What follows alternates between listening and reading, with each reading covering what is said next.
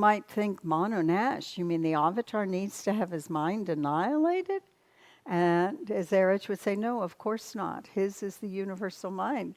It's not that. But in every phase of Baba's ministry, every phase of his work, it was to help some cross-section or some aspect of humanity that is longing, of course, to be his, to reach that destination, which to realize that we are indeed God, but we just don't realize it. So Mono-Nash was that period of time when Baba made that work to be to help those souls who were on that precipice, who were on that trajectory to make that final leap to the destination. And in order to do that, there has to be annihilation of the mind. Why? Because our minds are limited. And to become what you really are means your mind has to expand to include everything, because there's nothing but God. Everything is God. From inanimate to animate to animal to mineral to gas to plant to finally becoming a human being. So that limited mind, that ego mind of ours has to eventually be annihilated so that we can realize what we really are. So that was the phase of the Mono-Nash. And Baba did that final work in the cabin, that after he completed it, he told Erich, I've completed my work to my 100% satisfaction, and now you use this cabin as your room. Of course, in Baba language or Baba lingo, one thinks, oh, he got his own room to himself. How far out? No. Sometimes Erich would tell me there might be 14 bedding rolls in his room. So that was his room, and of course, in the end, he was the only one who stayed in it, except in earlier years when his brother would visit. But that's the cabin where Baba did that work. And when Baba was doing that work, what was interesting to me was that the cabin had been the two cabins that were on Seclusion Hill. Everyone aware that there were two cabins on Seclusion Hill, because whenever Baba worked, there was one area that was his work area and one area that was his rest area. They were never the same. So when he would work with the Mus, that cabin that's on the first summit was his work cabin. But when he retired for his rest or relaxation, whatever that may be for the avatar, that was at the highest point, on the highest summit. So Baba, because of inclement weather, had both those cabins disassembled and then brought down, called Padre and carpenters, to make it into one cabin down the hill at Marazad, and he finished his work in that cabin. And everything from those two cabins that Baba had worked in, with the Mus, his seclusion, and his rest, were combined to make one cabin. But there's one thing that is missing, and that's the second door.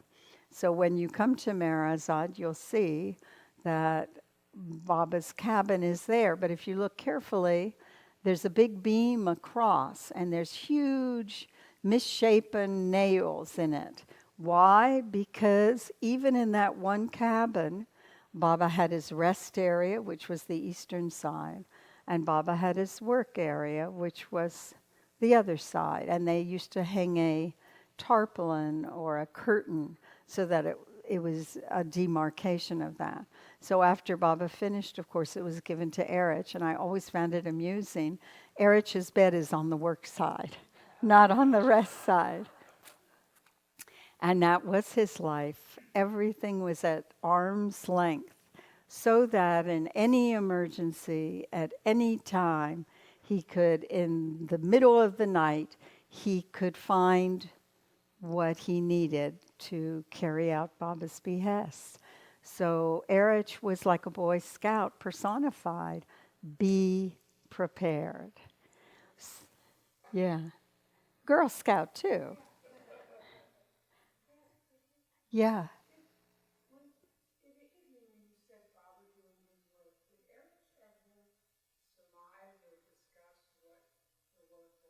Well, only what Baba himself would say naturally. People often will have this feeling the Mandali were supernatural to carry out his work. The Mandali knew everything about Baba. They're like incognito in a sense, perfect behind that. But no, they they were born into the roles, no doubt about it. Baba explains this himself, to be his disciples. But what are the disciples in actuality? They are the hands and feet, the nose, the mouth, the arms. They are his helpers, but really the slaves of the avatar. So whatever they were told, they would share with us. Baba's work, as I said, it was for every cross-section of humanity. His universal work, when Baba would talk about his universal work, we can, in essence, and I'm saying this as Davana, who knows nothing, but from what I've gathered, we can, in essence, say, we're all here, sitting in Meher abode, because of his universal work, because of his push to bring those souls who are thirsting for truth and love personified to be here. But again, it goes back to what Mani said. It's because it's not out of nowhere. It's because every one of you have packed your suitcase well. Meaning it's not coming, let's say I'm meeting Terry for the first time. I say, Jai Baba, Terry, so nice to meet you. You don't know me, and I don't know you. That's on the surface. But behind that, the connection, that heart connection, goes way back in time. All of us are his parivar, his family. So whether we know what each of you are doing in your individual lives is immaterial, because we are connected to the one, the source of all. And I know this is going to sound funny to say this, but I've always found it amusing. And so I'm just sharing with you my silly little thoughts. Baba and Ericha told us this, that Merabad, and you can extrapolate this also to his centers, in a sense, perhaps in a little bit lesser degree, because those are his main places. But Myrtle Beach, Mera Abode, Avatar's Abode. Baba had said that Merabad and Merazad are microcosms of the world. And I remember this so distinctly, I can still see the picture. Erich was with us in the summer, and that, Jai Baba, so happy you made it. Jai Baba. So this is summertime when pilgrims don't normally come. And we were sitting out with Erich in this corner that we kind of call Pendu's Corner. It's right in front of the blue bus, and there's a set of chairs there. And that's usually where Erich would be in off hours. The post would come. I would be sitting there opening up the letters for him, in readiness. So on a summer day, we're there. And another cute little thing, which actually is in the book, but I can't tell you what page, but it's in the book. I describe these scenes in the book. And what was interesting is Erich was a very witty person. Was a very funny, humorous person. And so when he would want me to get everything ready to do the post, he wouldn't say to me, have you brought the letter opener? No. Have you brought the clips? Have you brought the pens? All the things that are necessary? No, he'd never say that. He'd say, are the surgical instruments ready? And that would be all the implements that we would use for opening up the mail. So now we're sitting there. See, where is my Aaron? See, Aaron, I'm being very good. I haven't called on you yet. Are you ready? Okay. So all the instruments are there, and it's the time of the post. And a couple of the men residents happened to be there. And in those old days, we had what are called water chatties. And these are big, old-fashioned earthenware containers. And it's amazing, but they keep the water really cold. It's almost like refrigerated water if you take from that. So in those days, that's what we had. Later on, because there were so many people coming, we found that it ended up not being as sanitary because people would forget sometimes, and you use a scooper to put it in and you drink this way. But being Western, Eastern mix, it started not being as safe. So Go Air had us just change it to stainless steel with a spigot. But anyway, this is early years, so that's there. And it was very, very hot, and we're waiting for the post to come. And one of the men residents scoops out some water. Hi there, Che Baba. Scoops out some water and puts it in and starts to drink. And of course, there's conversation going back and forth. And Erich suddenly sits back and he says, "Why, even Glenn taking water from the chatty has worldwide repercussions." Baba had said that everything that happens in Marazad and Marabad has worldwide repercussions. So now Glenn McGreeny was there. I remember Gary Kleiner was there. I was there, of course. And the guys would love to kibitz and provoke Erich. So Gary goes, "Oh, come on, Erich. How can that be worldwide repercussions?" Erich said, "Yes, that's what Baba said. Everything that happens here has repercussions in the world because Marazad and Marabad are microcosms of the world. So if we take that, that means that all the circumstances that we find in our worldly life have a metaphor or an analogy in the spiritual life. You follow? So now this is all coming around. See, I haven't forgotten because I thought I didn't have my tangent spotter anymore. So it's all coming around to this. In the world, you have a job, you work in an office, let's say, or you're a teacher, whatever it may be, but there's always the boss, right? And the boss has his own family and relatives and all, and we all know how it works in the world. Some nephew of the boss graduates and he needs a job, but you've been working there, for a long time and you want that promotion, but you don't really know the boss at all, but the nephew knows the boss. So who gets the promotion? The nephew gets the job. Likewise, in the spiritual parlance of the world, we are all, in a sense, like the nephew, because we are all connected to the source of everything, to the Lord of love. So in a sense, in that way, not only are we connected to each other, but we're connected to Him. So that fast tracks us to the destination. But it is up to each one. And that's why Baba says, understanding has no meaning. Love has meaning. Obedience, meaning obedience to His wish, what Baba has told us, the things that are innate within us, and what Baba has made clear, that has much more meaning.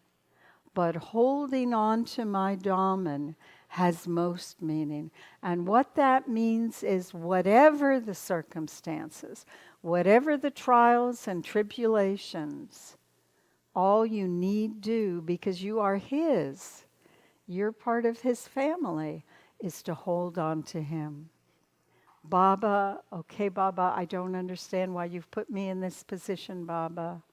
Please, I implore you, help me, Baba, to do what you would wish me to do, to help me have the courage to see it through. He is there with us in every circumstance, but we have to put Him above everything and see Him in everything, because He's the source of all. Okay, now this has all come round, and I don't know why. Maybe it's because this is the last chance I'll have to be with you. I'm not forgetting today. I'm remembering what I wanted it to come back to. See what happens? So I'm with Erich. I'm in his room. I'm taking dictation from him. And the way we would do it, and as I've shared in the book one, is along Erich's wall would be everything that he would need for Meher Baba. In his life, it had always been that way, but in his consideration also, he put the same set of things on my end of the bed. His bed was his office when he was at Marazon. So he would sit at the head of the bed, and then when he would call me for dictation or whatever, or read out some correspondence, I would sit at the end of the bed. And it wasn't really until his later years when one day he said to me, you know, I just plopped down and I said, okay, I'm ready for the dictation. He said, you know where you're sitting? Do you know Baba sat there? I go, Baba sat there? Yeah. Baba used to sit down on his bed and meet with Erich in the cabin there. So everything, it was permeated and pervaded with his presence. So I'm taking the dictation. I'm trying my best to be the dutiful secretary and get everything down as he's saying it. But life is life, and life, just by the nature of it, has many permutations, many tests that are just waiting to see how focused we are on our Baba. So suddenly, outside the window, a voice starts calling with great urgency, Davana, Davana, come quick, come quick. And of course, what do? Naturally? I jump up. I'm so startled. I jump up. All the papers in the clipboard of the work that I was doing with Erich fall to the floor. But that voice is so insistent. It keeps calling, Davana, Davana, Davana.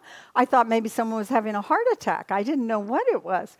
So I rush out of Erich's room, and there was one of the other Mandali. It happened to be Katie. I don't usually say this, but it was Katie. And she had just gotten some eggs from one of the farmers who came, probably in pay for being helped at Goher's clinic. They had brought fresh eggs. So she said, Devana, I want you to take these eggs up to the house. And I go, okay, Katie, but I got to go back and finish. She goes, fine, no rush. Now, this is the picture I'm going to show you, which probably can't come through in the book. Erich is on his bed. It's just a plain little metal bed. He's sitting at the top of the bed. How Erich would usually sit on his bed would be he'd kind of have one knee up, and balance his clipboard or whatever messages in his hand. And so he's sitting there. But this time he's sitting there like, with the one leg up really, like this. Silent. Not a word is being just... And I come rushing in, and I say, I'm so sorry, Erich, and I see all the papers I've dropped on the floor. So I start picking up the papers. I go, I'm so sorry I left like that in the middle. I just don't know why I did it. It wasn't even an emergency. I don't know why I'm like this. I should have just, waited or whatever. I just don't know, Erich. I felt very badly when I came back, especially when I realized it wasn't any emergency at all. So Erich is watching me, not saying a word, just... And I pick up all the papers. I put them neat. I tend to be a neat person, but of course this all fell out. So I collect all the papers neatly into the clipboard. I jump up onto the bed, sit. I said, I'm ready to do it from where we left off. And he's looking at me. Do you really want to know why you act that way? I go, yes, Erich, I really do want to know. I really do want to know. All right, I'll tell you. And my heart's going blip, blip, blip, blip. I go, what is it? And he says, you are too interested in pleasing others. Baba gave you the work before you. That is the priority before you, what Baba gave you to do. But no, not you. You hear someone calling you, immediately you rush to please the person outside. Let me tell you, you can never please everybody. And in the process, you will please nobody. So why don't you try just pleasing the one who counts? Meher Baba. And I'll be honest with you, not that I've been lying. So, I don't know if any of you know Paul Kumar, but many years ago I was in France for a solace, and I was staying there, and I said something, and I said, well, to be honest, Paul, and he looked at me, he says, to be honest? You mean you're not being honest all the time? But I'm still trying to assimilate that. Not to please everybody, to care what other people think, but to keep my focus on what Baba has given me to do. And it's not a simple thing. That's one of my weaknesses. I mean, we're all packed in that suitcase with many weaknesses and lessons we need to learn. And really the truth is, if it takes 8,400,000 lifetimes to realize what you really are, it's a slow journey. We're all slow learners. It takes it over and over and over again to learn this. But see his compassion. So then Erich smiles at me. He says, but I had to learn it too. Do you want to hear what happened to me? And of course, I was always delighted and ready and wanted to hear everything he wanted to share with me. So then Erich told me this story. So now we're going back in time. Baba's in Bangalore, which is in the south of India, and Erich is young. It's in the early years of his being with Baba. And Baba puts Erich in charge of the must ashram there. Now, being in charge of the must ashram doesn't mean that he's working with the must. I just want you to understand that when you were asking about Baba's work. It's not that the Mandali were given Baba's work, no. But being in charge meant keeping everything in readiness for Baba when Baba would come. And Baba was very, very meticulous and careful about everything for his beloved children, which were the musts. And what are the musts? They are those souls who are so intoxicated with God, sometimes stuck between planes of consciousness, sometimes on a plane of consciousness, but so intoxicated with the visions and sights of not at the destination, but of those things that are part of the illusory travel towards the destination, that Baba gives them a spiritual push by working with them. And what is his work? He wants them not to really recognize him as who he is, but to give them his love, to give them his time, washing them. Some of them, don't wash for eons and eons because they're totally inattentive to the body, because all they're thinking about is God. And Erich had said that Baba did explain to them that a must, because of their absolute whole focus on God, is unaffected by worldly things. So they can be in a urinal, they can be in the dirtiest place, they can be filthy themselves, but in a way they're unaffected by it because their whole being is on that trajectory of remembering God. While as for all of us, of course, we'd probably come down with germs, sick, all these things. Why? Because we're aware of our body and all. So being in charge meant getting everything ready. Baba would bathe the musts, so all the buckets had to be ready. But the musts themselves had to be in a clean environment for Baba to come in.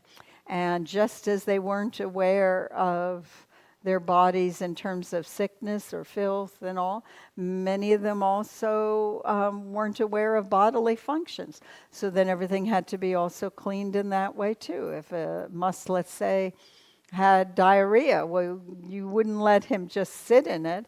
No, it had to be constantly cleaned, the sheets changed, everything ready for Baba. And for Erich, that also meant making sure that the quarters of the must were clean. Now, mind you, this must have been the late 30s, early 40s when Baba was in Bangalore. So Erich, he's got this job. He's in charge of the muss. He's young. He wants to please Baba. So he cleans it as best he can. He puts on clean sheets. He makes sure everything is clean and everything. And then Baba comes in. And as soon as Baba comes in, he starts noticing a little dust on a doorway, something out of place in the room. And he says, "Didn't you follow my orders? This is your job. This is how you do when I've given you something to do. This isn't clean. This isn't pleasing. This is how you treat my beloved children, the muss. Clean it again." So then Erich cleans it again. And he thinks to himself, okay, this time I'll do more. Gets everything ready, puts clean garments, makes sure Baba's coming in 10 minutes, but he goes back again to make sure the water's still at the right temperature. Everything's there. He says, okay, now it'll be fine. I've done everything. But Baba comes in. And again, he finds some little thing that, none of us would even notice. But Baba points to it and says, you didn't clean that? That's how you care for them? That's not the way.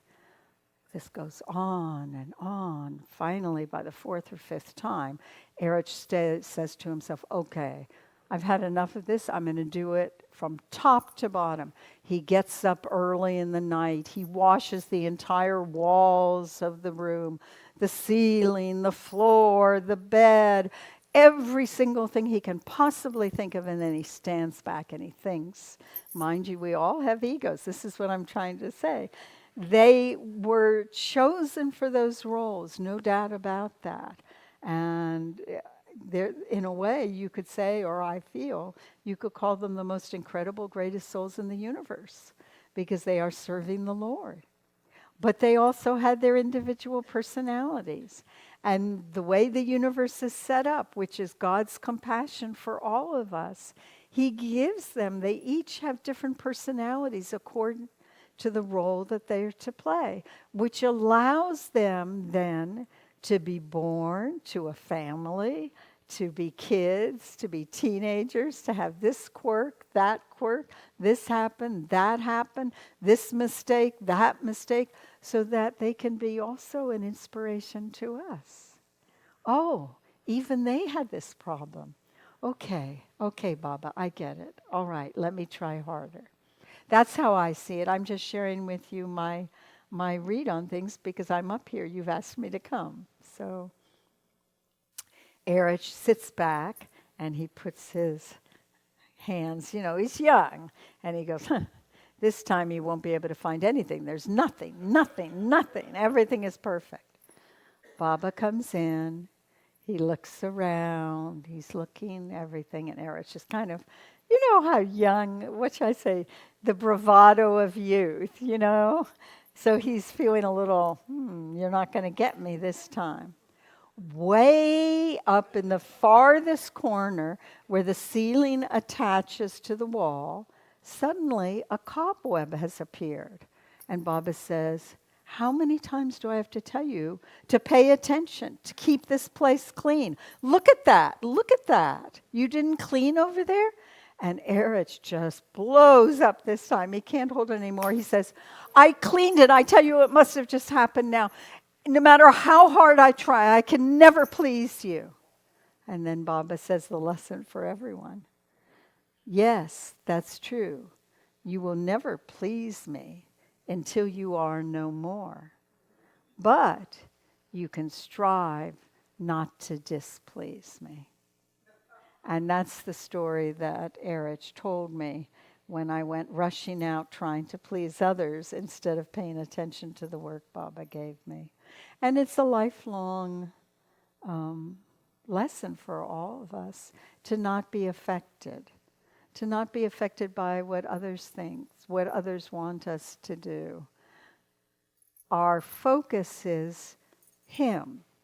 So when I say that, don't misunderstand. That doesn't mean not to be kind to others, not to be loving, not to be compassionate, not to let go, not to let, how shall I say, give in, not to give way. All those are qualities we have to learn in order for our ego, our separate self, to be ground down, to become what we are.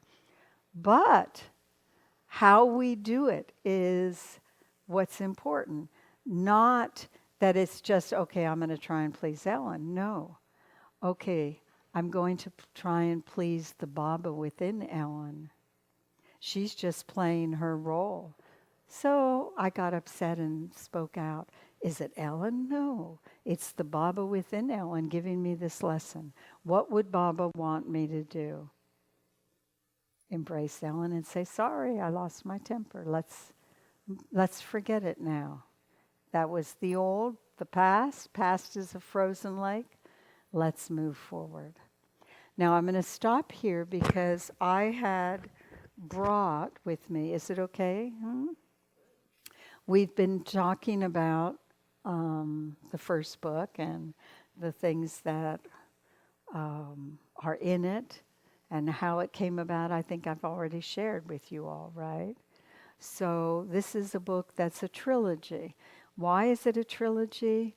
Because when I was trying to figure out how to write this book, and it took me a long time because, again, other people kept saying, you've got to write a book, you've got to write a book. But I thought, how can I write a book that Erich would be happy with? Because he was not someone, as the slave of the Lord, that would want to be glorified. He would want his Lord glorified. All focus should be on the Lord and not the slave who carries out his behests. But in time, what I felt was, if one person, if even just one of you read something that could help you in your life with Baba, then I think Erich would be happy. And that's why the book is written in kind of an unusual way, where there's the episodes of being with him in our time, my time, meaning when the Mandalay were alive, and in my interactions with him, so that as a vehicle of that, I could share what, not that he gave to me, but he was giving to me as a vehicle for all of us, because those are merely the aspects of truth. And as Erich would say, and Baba would reiterate to them, truth is always uplifting. Everything is a part of the truth, but it is not the whole truth. So I thought if there was some way I could share episodes of life, then maybe it would help someone to do that. But of course that made the book a lot longer. So the first book is from Erich's birth till the moment when Baba announces that he and the companions he's chosen to go with him in the new life will be leaving all old life behind. And he told his old lovers, don't ever expect to see me again. And at his last visit to Erich's family, before Baba and Erich drove off to begin that new life, Baba said to the family, burn my clothes, burn Erich's clothes. You will never see me again. You will never see your elder son again. He is mine. So at that point in time, book one ends. And what I'm hoping will be out in this new year, by the end, before the end of 2026, is book two. And book two begins where that left off, and it starts with the new life. So I thought it might be fun for people who have already read the book, and hopefully will encourage others to want to read the book. I thought I would read you the first night of the new life. Is that okay? This is for book two. Okay, the first night, October 16th, 1949. I still remember, now mind you, I'll let you know, this is Erich speaking now. I still remember that morning. You see, Baba allowed me the freedom to be frank with him. And when he had told me about his plans for the new life, I immediately had remonstrated about the difficulties which would be there if the women were accompanying him. How would we manage with the women? Baba had assured me that once we were in the new life, it would be different. Don't worry, Baba had told me. The women will be companions, just like the rest of you. Now, I'm just going to interject for those of you who may not be aware. The men that were living with Baba and the women who were living with Baba, both were absolutely focused on Meher Baba, but in a sense they lived in separate worlds because Mara was given the order at that time, not even voices of men were to be heard by her. She wasn't to see men, wasn't to touch men, men weren't to touch her, and that continued, of course. But on the men's side, throughout his life, whatever the job that Baba was giving to Erich to do, which had myriad different functions. He might be asked at a time to do marketing and bring marketing back.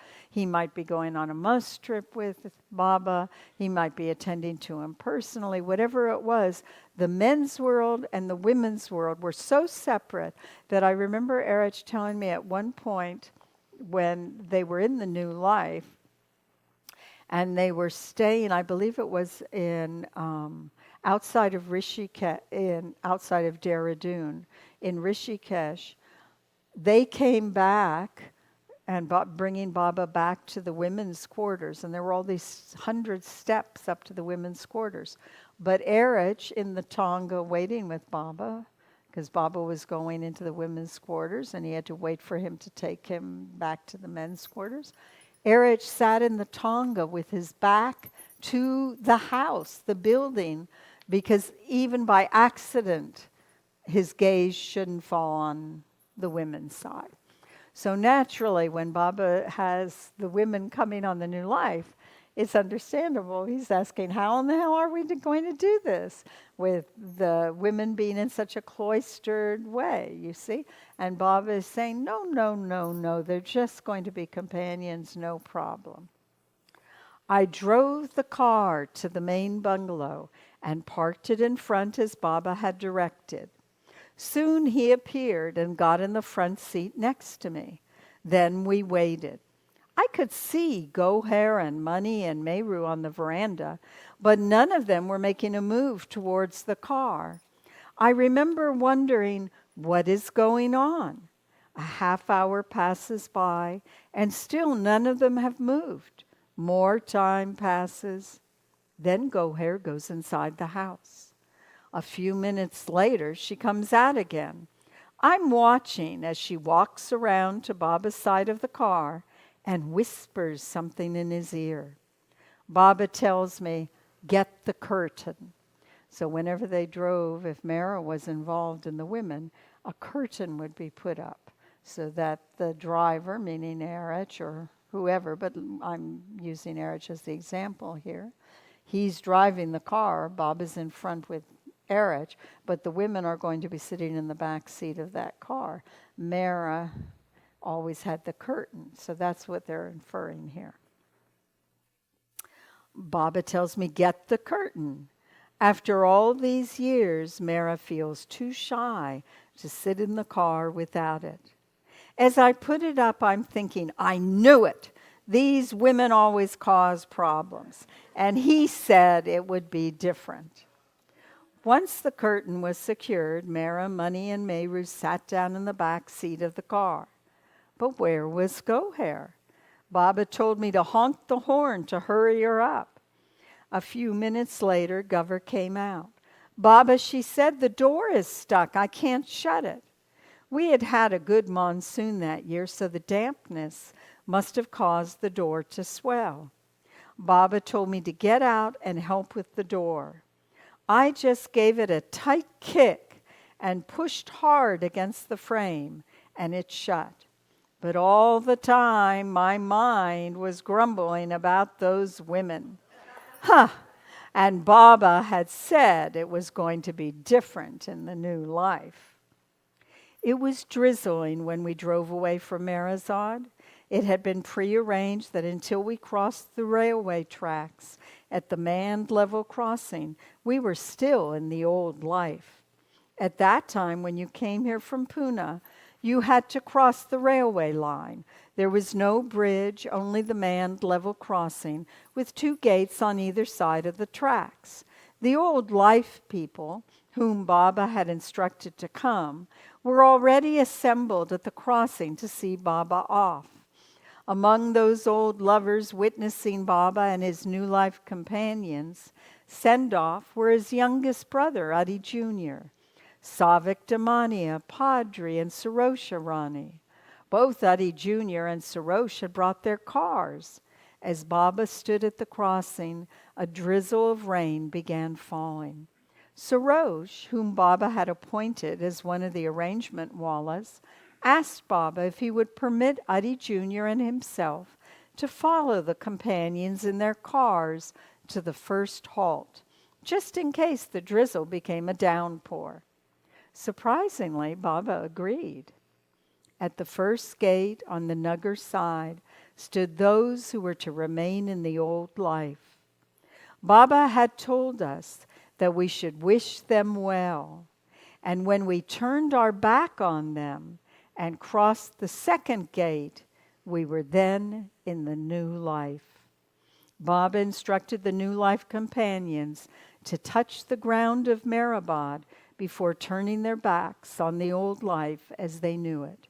Then he himself bent down, solemnly touching the damp earth with his hand. What must the hearts of his old life lovers have been feeling as they witnessed this poignant moment? Raising his arms skyward, Baba told those assembled to repeat the following prayer.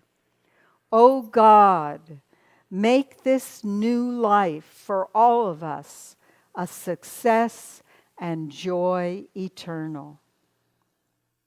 And with this invocation, the march began. Baba and the companions hadn't gone even a mile when nature gave her answer in response to Baba's prayer. Suddenly the sky darkened and the clouds burst, spilling their rain blessings on the heads of the companions as they walked along the road. Of course, in this new life, there were no raincoats or umbrellas to shield any of them. And Baba, in a jovial mood, declared to the companions, a good sign. With the rains continuing to pelt them, the companions were soon drenched, and Baba agreed to allow Sarosh to drive them the rest of the way to Supa. It's a small village about 17 miles from here, between Ahmednagar and Pune. I remember that first halt. We had stopped at a rest house for the night. Now that we were in the new life, we had left all amenities behind. We didn't carry bedding rolls with us. So when we entered the rest house, I looked around to see where Baba might sleep.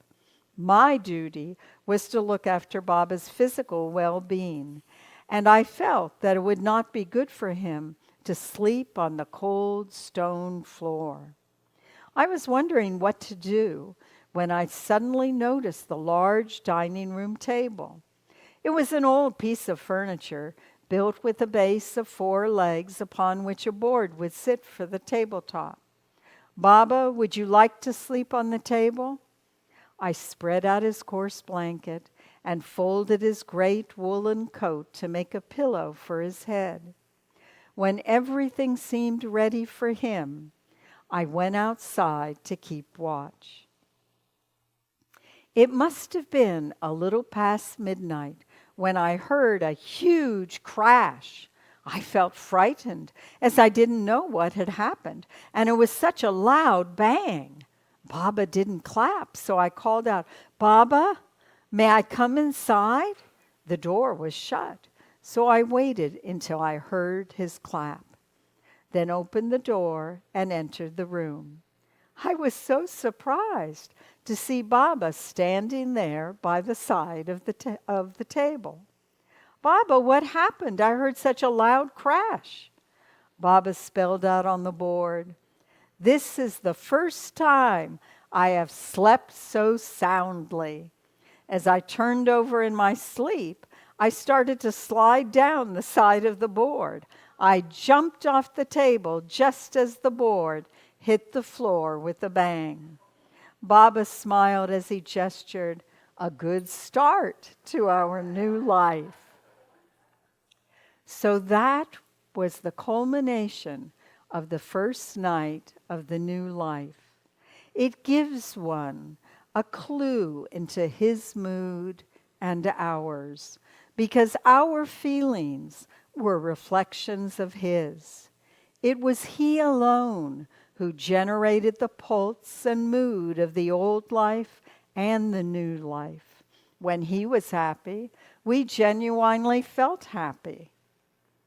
Those of us who lived with him were not perturbed or disturbed by whatever was happening, because our purpose in going on the new life had nothing to do with old life or new life, but had everything to do with being with him and following him.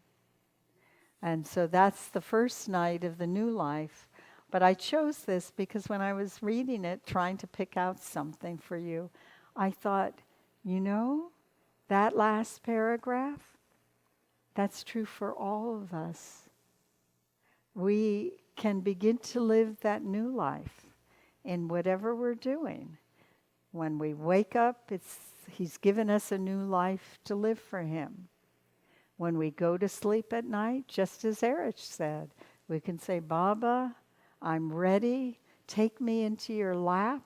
All my thoughts, my words, my deeds, whatever my actions be, my weaknesses, my strengths, I offer them to you. And dedicate any strengths I have to you." And then we go about our life. And isn't that so freeing?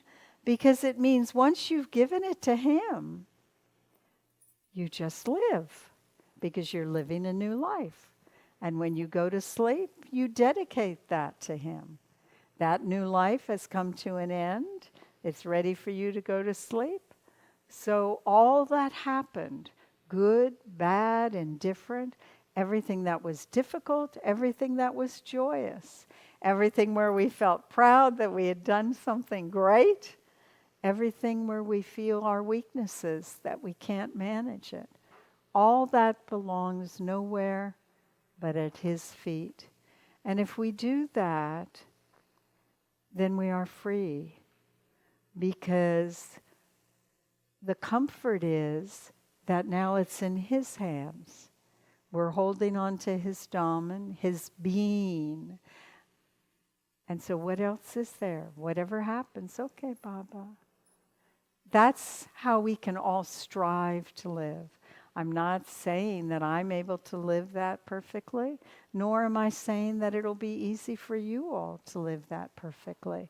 But if we can remind ourselves what Baba said, which is this new life is eternal, even if there is no one to live it. When you think about that, what does that mean? That eternity of it. And money used to add to that, which I found also very beautiful. She said, Baba walked that new life. And because that perfect one walked that new life, then we can strive to walk in those footsteps, to strive to live that new life. So that's where book 2 begins, is with the new life. And it ends with Baba and Erich experiencing the second accident, of which Erich was the driver, which, of course, changed their lives irrevocably and irretrievably. But that's book 3. And you're going to have to wait a little longer for that. So any questions, anything anyone has on their mind from the last meetings they want to ask or share? Okay, Clive. Uh-oh, I'm ready. Uh-oh.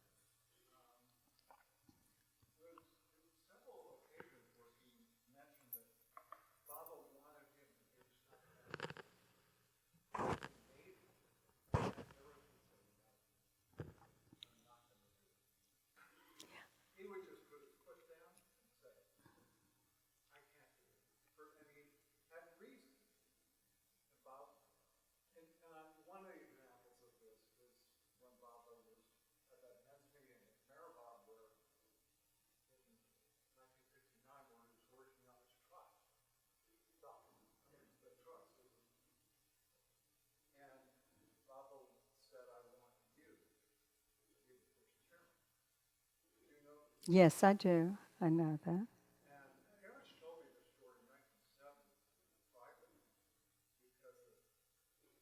The what was going on with the trust at that time.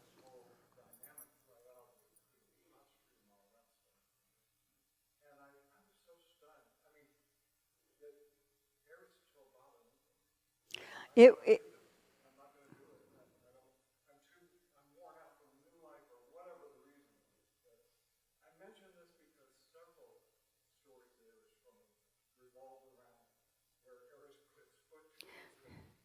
well, it wasn't. I'm not doubting what he said to you, nor am I doubting how you remember it, because we each remember things uh, differently and accordingly. But it is true, Baba did ask Erich to become the chairman, and Erich said, "Please, Baba, release me from that duty." And Baba then said, "Well, will you be a trustee?" And Erich said, "No, Baba, please, please, I don't want to be part of the trust, but I promise you from the outside, I will look after that trust." And ironically, what happened is that Erich became the special invitee of the trust. Now, I know this because in latter years he had me come. I was never a trustee, don't get me wrong, but I came to help Erich, because notes had to be taken at the meeting and all this. So he would have me come at the end. And he would sit at a little table. Actually, I think I even have a picture in here of that. Anyway, he would sit separately from the rest of the trustees, but he would give input when it was needed, and he remained doing that till the very end of his life, and said that he had made a promise to Baba that unless he was on his deathbed, he would attend every meeting. And literally, he kept to that because sometimes he would go at the very end when he was so ill and all, but he saw to the trust. But there's more to that, which maybe also you heard, Clive. When Erich said that to Baba, Baba said, okay, all right.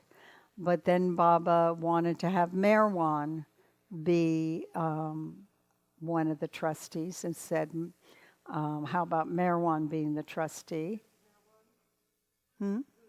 Merwan is Erich's younger brother, 14 years younger than him.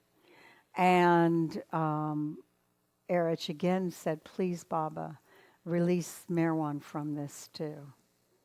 Don't let him, allow him not to be involved in the trust. And Baba again agreed. What did you want to add before I continue?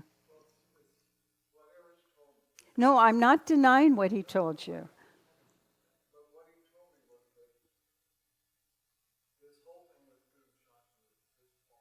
Yes, because that's part, yes.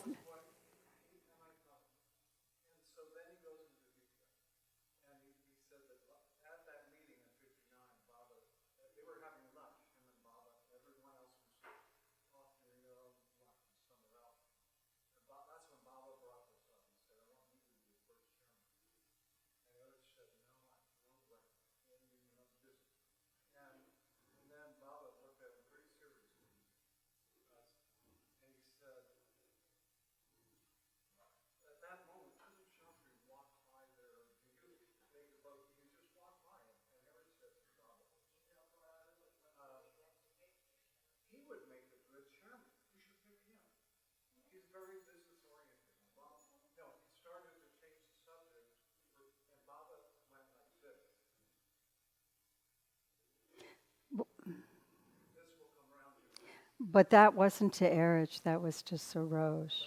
Maybe Erich also said it to you. You know, I don't want to quibble. I accept everything you said. I'm only sharing with you from what I remember I've been told. I'm going to share a story which has to do with this, but I'll just finish up. Kutum Shastri, Erich did say how about him because he knew him from when they went out in the fiery free life. He had been involved in finance and banking and everything and thought he would be good. But I really don't want to spend the time talking about this aspect of the trust today because I don't think it's going to help any of us love Baba more, get closer to Baba. And from my standpoint, and since I'm up here, I agree with what you say. All these things happened. Each one remembers differently. And that's why I want to share this story, which I think will be valuable to not only the Los Angeles group, it's been very valuable to me in my life.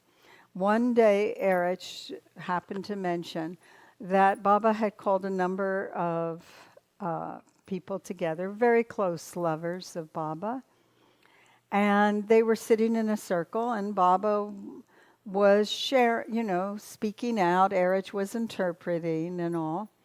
And some of the lovers would carry notebooks, like one that John would probably remember, Hoshan Barucha. Remember how he'd always be meticulously writing down what Erich said. And half the time later when Erich would get it, he'd say, oh my God, he didn't get it right at all. But the same thing would happen in Baba's time. He would take meticulous notes. But he wasn't the only one. Other people did too. But other people also might be like Patrick and just sit there very attentive, trying to remember what Baba said. So Baba has, and these are close ones, mind you. This is not just a big darshan time. These are the ones that Baba has selected and brought to be here with him. So Baba's giving them information, discoursing, whatever it is. And suddenly, he just stops in the middle. And he says, Todd? And Todd is at attention. He says, yes, Baba? You've been so busy writing down everything. Read out for everyone what I said. So now Todd reads out his very, how shall I say, carefully written down notes of what Baba is saying. And Baba looks at Todd and he goes, I never said that. What have you been writing down? Then Baba turns to Clive, and he says, okay, Clive, you haven't taken, not really Clive and Todd, but I'm using your names to bring you all into the circumstance. Okay, what did I write? What did I say? You weren't taking notes, you were paying attention, so tell me what I said. And Clive then says, well, Baba, I recall you said this, this, and this. And Baba said, did I? Really? You didn't get it right. He goes to Dr. Ajang. He goes to Patrick. He goes to Diane. He's going to Michael. He's going around the entire thing. And he says, none of you got it right. Weren't you hearing? Don't you have eyes, ears? I've been sitting here telling you, and not a single one of you wrote it down correctly, heard it correctly. Why is that? And then Baba said this, and this is the part that I think can help us to try and refrain from judging others, to try and be more open-hearted in our dealings when individuals have an opposite opinion or a different story, or maybe we remember it one way and the other person remembers it another way. Baba said, none of you got it right, and yet you're here in front of me. You're not even at a distance, you're right here. How many times did I repeat certain things? And none of you wrote it down? None of you remembered it correctly? Nothing that is said here is what I said. How can that be? And then he paused and he said, it's because each one of us remembers according to who we are, according to our impressions. Our memory and impressions, in a sense, color what we remember. It's neither right nor wrong. It's not that. It's our memories accommodate who we are. So that one person remembers it one way and another person remembers it another way. Because in their perspective, from their perspective, this is it. And then memory accommodates that. So it's a wonderful thing to remember, I think, in our lives, because it can open our hearts even a little bit bigger. As Erich would say, he'd say to me, he'd say, your heart is so tiny. My heart has been dilated by the avatar. And dilated means opened up, stretched to accommodate. Because everything is a part of the truth, but it's not the whole truth. Truth is always uplifting. But when one thing Clive said, how much time do I have, Karen? I think my voice won't hold for 3 hours is the problem. I was going to share, all right, I'll try and do this very quickly. No, but I'm just trying to figure out what time it was. What Clive was saying, one of the very few times, of course, the trust came in 1959, so that's later in life.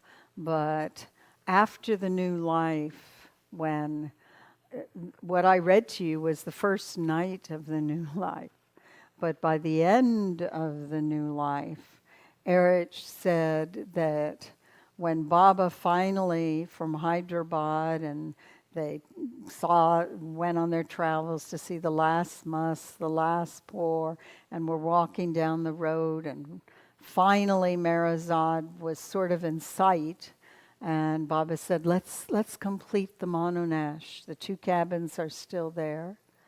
Erich and all, he thought to himself, oh my God, thank God. He said he described himself as like an old horse that's been racing and racing and racing, and finally sees the stable is in sight.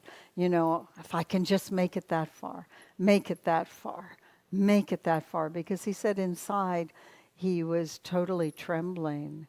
Not tremors on the outside, but at the inside, he felt he was about to collapse at any minute.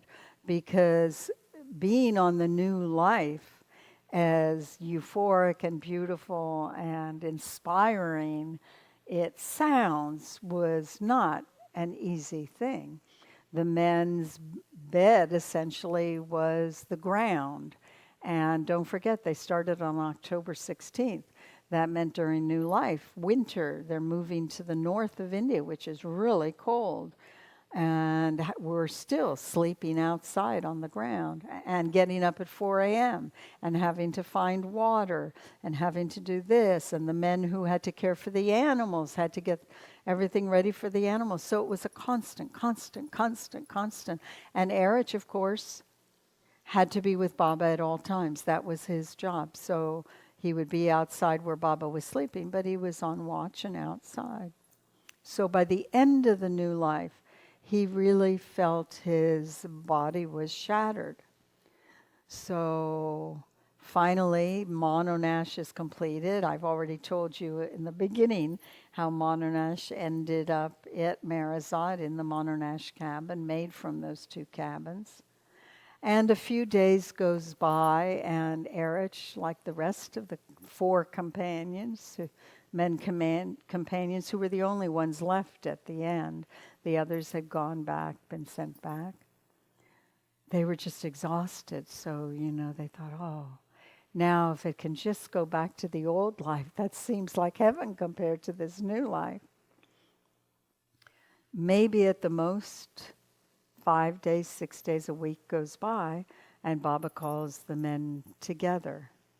And he says to Erich, now I want you to go to town, and I want you to see to our passports and our visas, because next on the agenda will be the life, which was divided into the fiery free life, the complicated free life, the life. So Erich is hearing all this and he's thinking, oh my God, how in the world? I can barely stand up. Baba wants me to go to the West with him. He doesn't say anything, but Baba says, so get our visas, start the paperwork at Adi's office. We're going to be going to the West. I'm going to be visiting Myrtle Beach, Mayher Center in Myrtle Beach. We're going to be going to California. All of this is being chalked out. It was the 1952 trip. Erich doesn't say anything at first.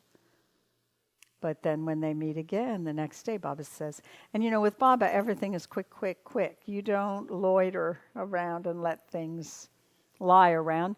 And it was never Erich's way to do that. As a matter of fact, he told me that he used to sometimes get up in the middle of the night and finish the correspondence so that if Baba, when he met with the men in the morning, said, you know, we've got that letter to do, Erich, you have to get that letter done, Erich could say, Baba, I've already done it. All it needs, you know, is your approval. So, you know, you didn't procrastinate with Meher Baba. But Baba turns to Erich and he says, so have you done the work? And this time Erich says, Baba, please, please, please forgive me, but I cannot go with you, Baba. I can't do it. And Baba said, I told you to get that done. Just get that done. He doesn't say anything more, but then the next day again comes up. And again, Erich hasn't done the work. And this time he stands before Baba. He says, Baba, please forgive me, but I cannot go with you. I will be a burden on you. I will be a drag on you. I won't be able to take care of you, Baba. I can't do it. I'm totally trembling inside. How am I going to care for you that way? I can't do it. And Baba says, if you're not going to obey me, then what is the use of your living with me? Then get out. And Erich turns to Baba, and he's walking towards leaving Baba's presence. And he says, I would rather leave you than be a drag on you, Baba. And Baba says, get out. And then Baba, in a huff, one could say, turns on his heels and goes back to the women's side. It was lunchtime and all. And Erich goes to his little cabin. Remember, he's been given the Mononash cabin now. So he's just in the cabin alone, and he thinks to himself, okay, I guess I've got to go. Well, I'm young, I'm strong, I can dig ditches, I guess, do something. I just will take what belongs to me and leave everything for Baba. And as he's sitting thinking about this, he thinks to himself, well, these pajamas I'm wearing, pajama pants, you know, those little elastic or drawstring pants they would wear. Baba gave me these. I can't wear these. And he thinks the t-shirt too. It's not my t-shirt. Baba gave it to me. I can't go in the t-shirt, can't go in the pants. Never mind. He looks, he sees on the hook a single little rough blanket that they had used during the new life, and so it's in his room.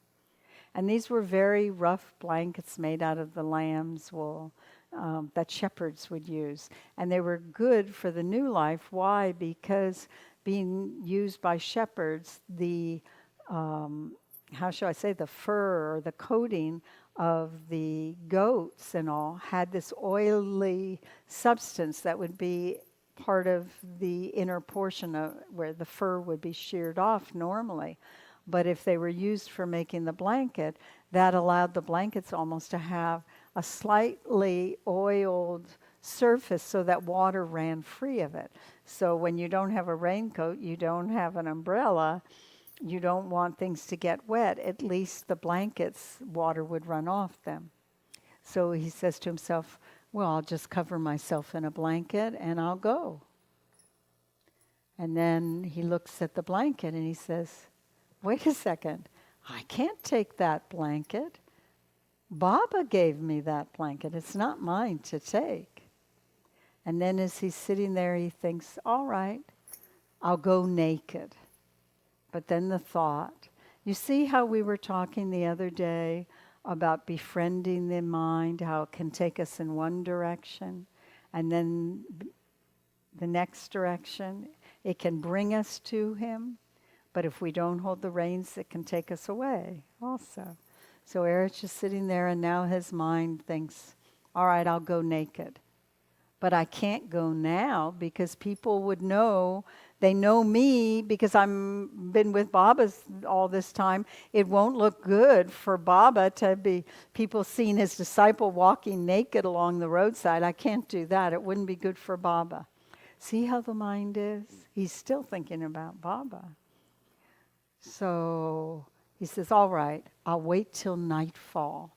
Because, of course, at night, there's a lot less chance you're going to run into anyone, right? It makes perfect logical sense. So he says, I'll wait till the night. But then a little niggling worm comes into his mind. And then he thinks to himself, but how can I leave? Who is to leave and who is to stay? Because I've given my life, my being, to Meher Baba. And when that thought hits him, suddenly there's a knock on the door, and it's another one of the Mandalay, and they tell Erich, Baba says you are to spend the night, eat your dinner here, go to sleep, and your fate will be sealed in the morning. So now, early morning, again a knock comes, and Erich is handed a piece of paper, and the Mandalay says, Baba says you're to read this and do it, and nothing more is to be said. So now Erich gets this paper, which if I have seen, I mean it's in archives now, but it was like a full-scape size paper. And in it, Baba tells that Erich and Pendu will do the arrangements and help Erich. But Erich is to go out throughout India and Pakistan to give Baba's message of love and truth, to explain about the new life and mononash, and to also ask those whom they meet. And mind you, this is like throughout India and Pakistan, not just people who already love Baba, but you're talking about through the country, but to find out those who are willing to give money in Baba's cause, to give their home in Baba's cause if he comes to visit the place. Mind you, when Baba comes, there has to be a place for him to stay. It's just like Karen had to have a place for me to stay. That's life. And lastly, who is willing to give their lives for Meher Baba? And as Erich would always mention it, and always made me laugh, he'd say, it's a lot easier. People would rather give their lives than their money for Baba, but, But anyway, this was all asked, So all this they had to set out. They weren't allowed to, they were given 2,000 rupees each, but they could not buy anything outside. That money was like an emergency fund. And if no one offered to give them bus fare or train fare to the next place, they could use it for that, I believe, if I'm remembering correctly. But only food that is offered, that was it. Only where they stayed, where people offered them to stay.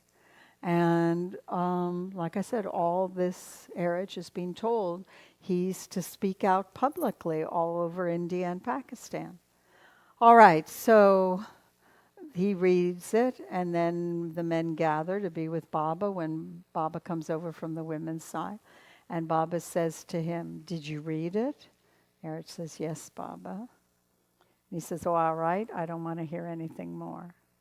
But inside, what would you feel And I even said this to Erich one day, and I won't give you the punchline to the end of it, but I said, my God, but if you're totally exhausted, trembling inside, feel like you can't care for Baba, it's much harder to go through India in those years, early 50s, 1952. I mean, India didn't have the amenities that the West had in 1952. And furthermore, as Erich said to himself, my God, this is like a vengeance on me, because I'd have Baba's company in the West, even if I, felt I was dying and felt I could hardly stand up.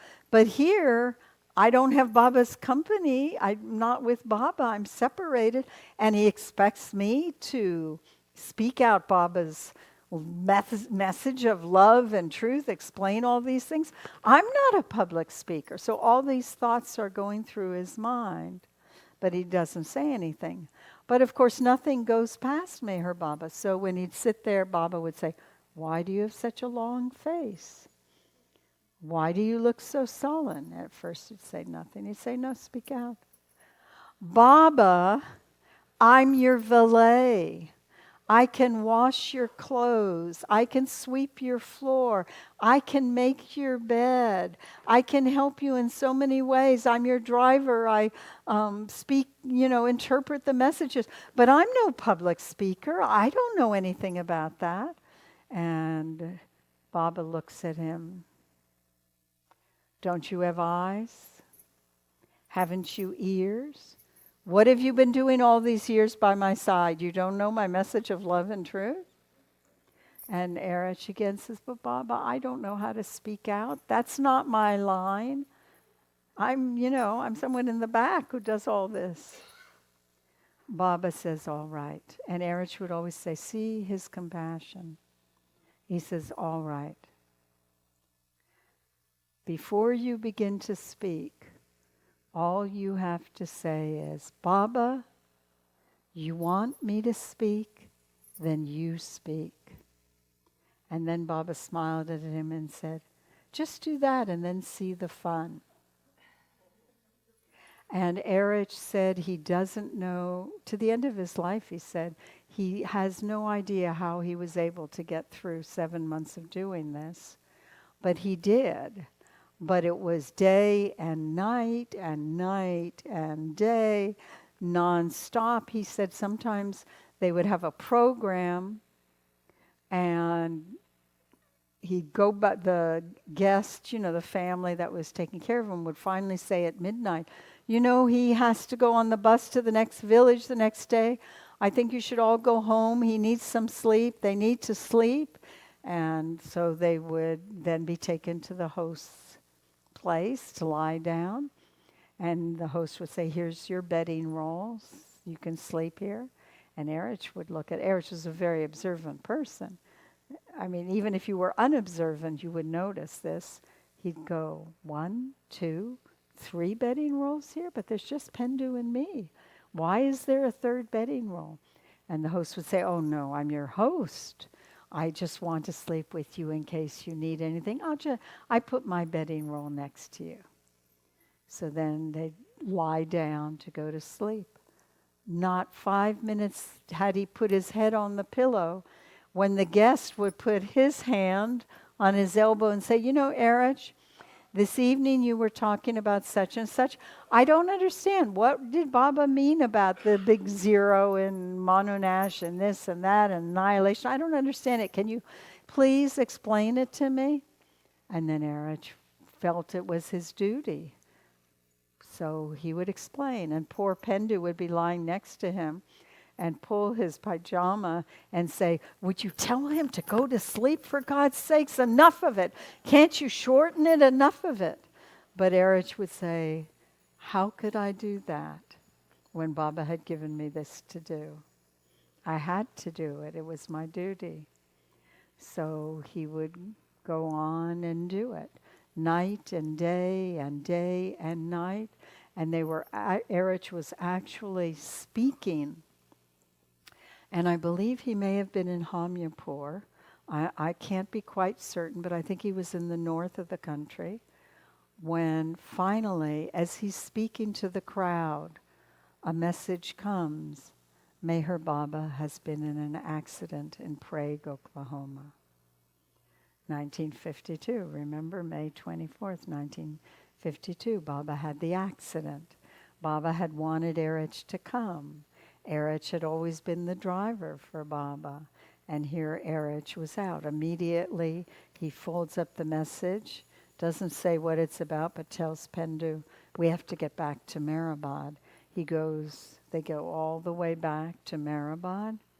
And on the way, Pendu became ill with a kidney stone, so he had to care for Pendu in the hospital. Finally, they reach Mehrabad, only to find a message from Meher Baba. Go back out and continue your tour. So then he had to continue the tour to the very end.